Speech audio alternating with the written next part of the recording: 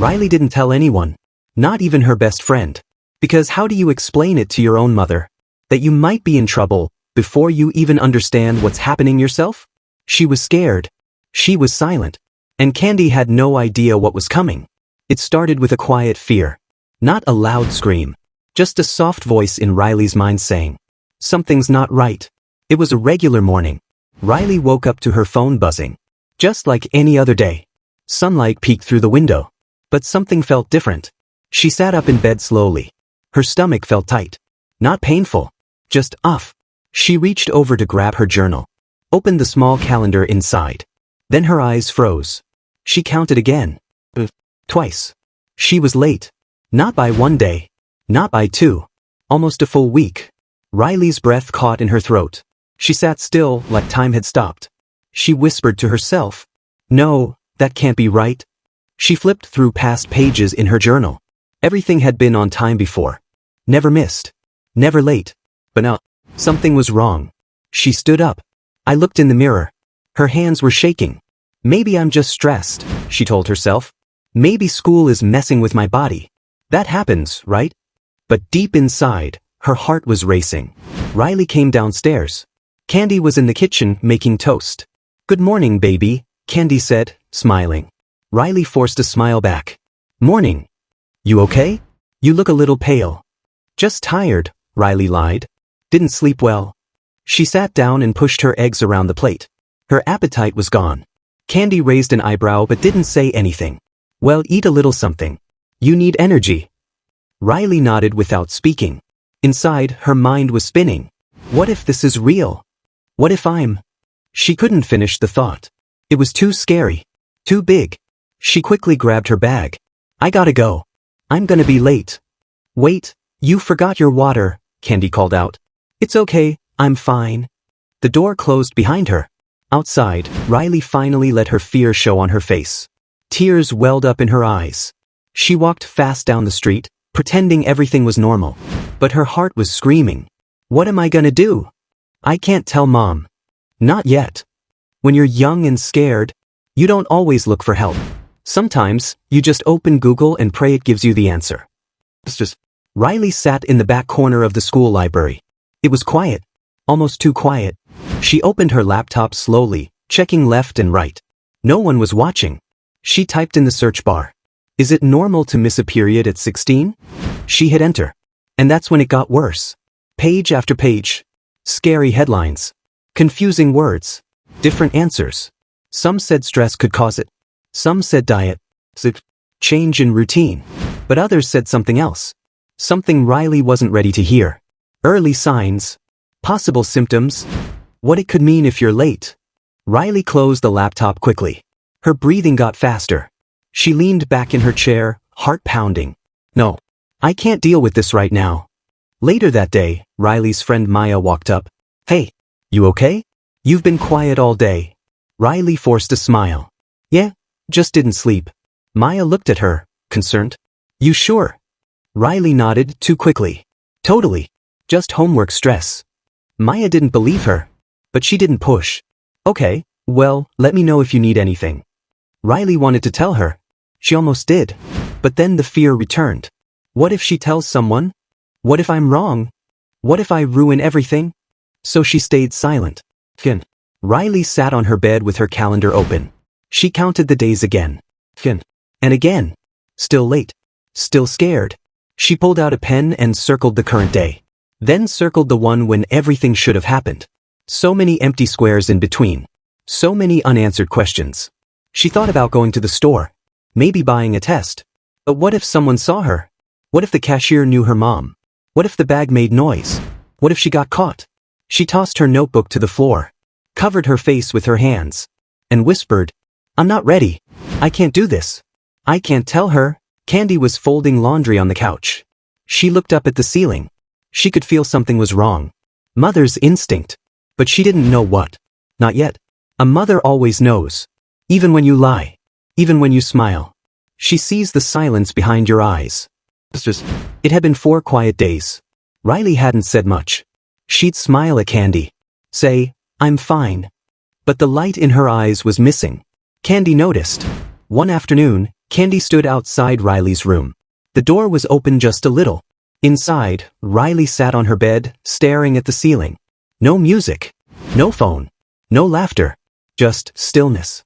Kandi walked in softly. Hey, are you good? Riley sat up quickly, pretending. Yeah. Just thinking. About school stuff. Kandi didn't believe her. But she didn't want to push. What? Dinner's almost ready. You want me to bring you a plate? I'll come down in a bit. After Riley had gone to sleep, Kandi was folding clothes in Riley's room. She picked up the blanket and saw something under the pillow. A small, folded tissue. Wet from tears. And beside it, Riley's notebook. She didn't open it. But her heart dropped. My baby's hurting, and I don't even know why. Kandi walked out of the room slowly. Downstairs, she sat on the couch in silence. She thought about all the signs. Riley skipping meals. Not laughing at her favorite shows. Staring off into space. Flinching when asked simple questions. It wasn't just stress. Something was wrong. Riley was pretending to sleep. But her eyes were open. Staring at the ceiling fan spinning above. She whispered into the dark. Please let it come tomorrow. Please. I'll never mess up again. Just let everything be okay. A tear rolled down her cheek. She clutched her stomach gently. It didn't hurt. But her heart did. She reached under her pillow, grabbed the notebook, and wrote one sentence. I think I've ruined everything. She put the book back, turned to face the wall, and tried to fall asleep. But fear doesn't sleep. It just hides in the silence. You can only hold in fear for so long, before it spills out of your heart, and onto the floor, in front of the person you were most afraid to tell. It was 1:34 a.m. Riley was still awake. She hadn't eaten much. She hadn't slept much. But her mind wouldn't stop. She stared at the ceiling, feeling the weight in her chest. Suddenly she sat up, quick, like she couldn't breathe. She tiptoed out of her room and into the bathroom. Locked the door. She looked in the mirror. Her reflection looked back, tired, pale, scared. I don't even look like me anymore, she whispered. She splashed water on her face. But the fear didn't wash away. It was inside her. She sat on the floor, back against the door, knees pulled into her chest. And for the first time since it started, she cried. Not a quiet cry. Not soft tears. A full, heavy, shaking cry. She covered her mouth to stay quiet. But the pain came out anyway. I don't know what to do. I don't know what's happening to me. I'm scared and I'm alone. Kandi was on the couch, half asleep. She heard a soft creak upstairs. Then silence. A muffled cry. She stood up, listened again, then slowly walked up the stairs. She stood in front of the bathroom door. Riley, she called softly. No answer. Just more crying. Baby, open the door. Still no answer. Kandi's voice changed, gentle but stronger. I'm not mad. I'm not gonna yell. Just open the door, please. The pause. The lock clicked. The door opened a crack. Riley stood there, eyes red, face wet. She couldn't speak. She just looked at her mom, and finally fell into her arms. Kandi wrapped her arms around her tightly. No questions. No shouting. Just warmth. Riley's whole body shook. I thought you'd hate me, she cried. I could never hate you, Kandi whispered. Tell me what's wrong. They sat on the floor together. For the first time, Riley spoke the truth. I'm late, like really late. And I don't know why. And I didn't tell you because I thought you'd be so disappointed. Kandi's face didn't change. No shock. No anger. Just a mother, holding her scared daughter. Thank you for telling me, she said softly. We'll figure this out. Together. You are not alone. Riley broke down again. But this time, it wasn't fear. It was a relief. The scariest moment in Riley's life. Became the moment she felt the safest.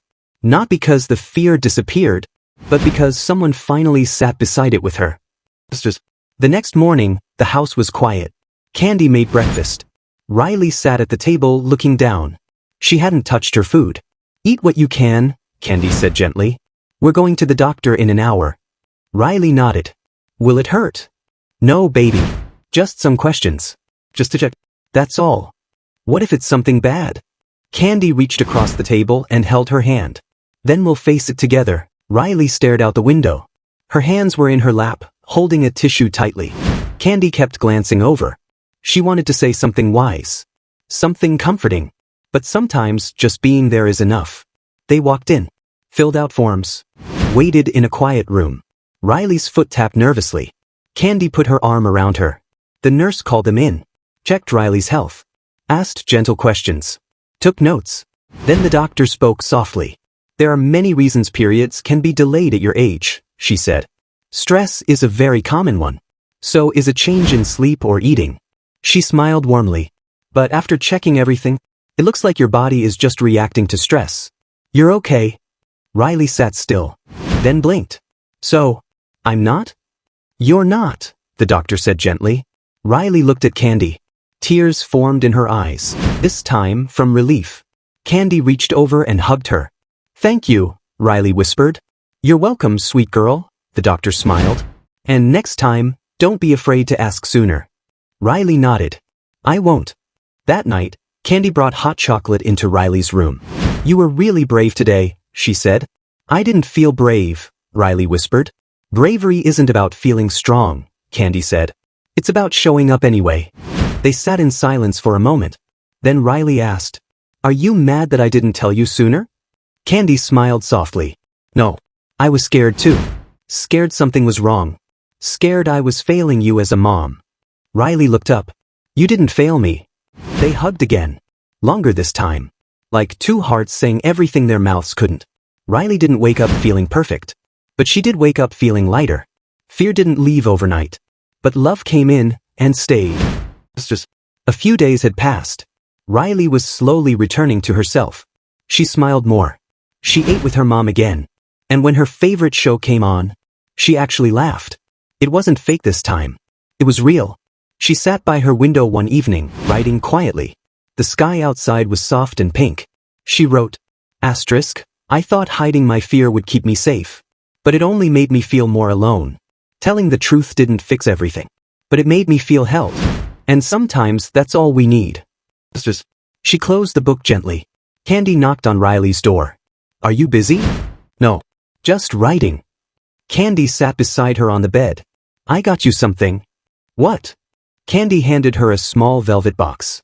Riley opened it slowly. Inside was a silver bracelet. One word was written on the tiny plate. Brave. Riley looked up, tears in her eyes. Mom. Kandi smiled. You may not have felt brave when this started. But I saw it the moment you opened that bathroom door. Riley hugged her tightly. They didn't need to say much more. That bracelet became Riley's favorite thing. She wore it almost every day. Not to show off. But to remind herself. She had been scared. She had felt alone. But she had faced it. With her mom beside her. They sat on the porch together, drinking tea. Quiet, peaceful, and full of love. Kandi looked at Riley. Whatever happens in life, please promise me one thing. What? Don't ever go through it alone again. Even if you think I'll be mad. Even if it's messy. Just come to me. Riley nodded, eyes shining. I promise. Because when I couldn't breathe, she gave me space. When I was ready, she gave me love. And that's what being a mom really means.